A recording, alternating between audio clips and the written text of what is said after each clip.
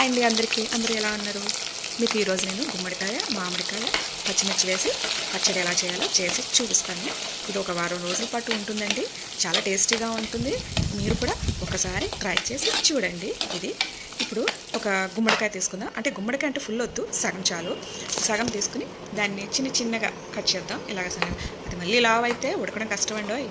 అందుకే సన్నగా చిన్నగా తరుముకోండి. ఇలా కట్ చేసుకున్న తర్వాత చూసారా, ఇలా చిన్నగా కట్ చేసి పక్కన పెట్టుకోండి. ఇప్పుడు స్టవ్ మీద కళాయి పెట్టి అందులో ఆయిల్ పోద్దాం. ఆయిల్ పోసి గుమ్మడికాయ ముక్కల్ని ఇందులో వేసి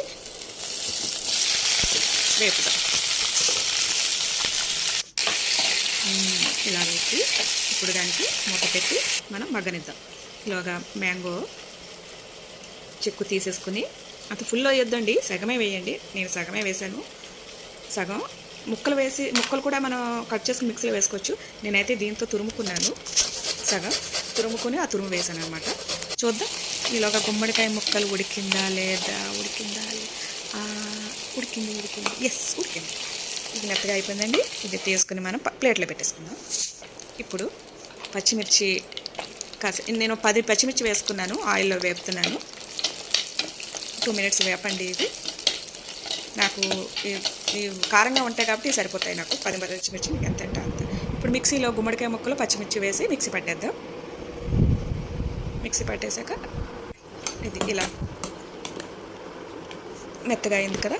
ఇప్పుడు ఆయిల్లో ఆవాలు, జీలకర్ర, శనగపప్పు వేసి మినపప్పు కూడా కొంచెం మినపప్పు, మనం చితకొట్టుకున్న వెల్లుల్లి ఒక 5-6 వేసుకొని చితకొట్టిన వెల్లుల్లి, తర్వాత ఎండుమిర్చి లాస్ట్లో ముందు వేస్తే అవి మాడిపోతాయి.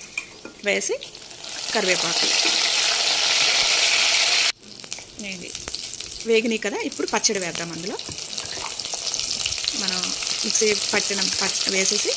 పట్టిన పచ్చడి ఇప్పుడు ఆ తురుముకున్నా కదా మామిడి తురుము, అది కూడా వేసుకుని మెరుపుదాం. ఇప్పుడు చక్కగా నేనైతే ఇంకా సాల్ట్ వేయలేదు. మీరు అడగాలి సాల్ట్ వేయలేదు ఏంటండి ఇంకా అని. ఇప్పుడు వేస్తున్నాను లాస్ట్లో. మీకు ఎంత సరిపోతుందో అంత వేసుకోండి. టేస్ట్కి తగ్గట్టు సాల్ట్ వేసుకోండి. నేనైతే 2 స్పూన్స్ వేసుకున్నాను. మేము సాల్ట్ బాగానే తింటాను, మరీ ఎక్కువ కాదండి. కొంచెమే అది టేస్ట్ చూసుకుని మీరు ఎంత కావాలో అంత వేసుకుని 2 నిమిషాలు ఉడకనివ్వండి. 2 మినిట్స్ చాలు. ఆల్రెడీ అన్నీ బాయిల్ చేసేసాం కదా, అందుకని. ఇలా ఉడికిన తర్వాత స్టవ్ ఆపుకుందాం. ఇప్పుడు టేస్ట్ చూద్దాం. అయిపోయింది. చూసారా పచ్చడి. దీన్ని ఎలా ఉందో టేస్ట్ చూస్తాను. యమ్మే, సూపర్, చాలా బాగుంది. బాయ్.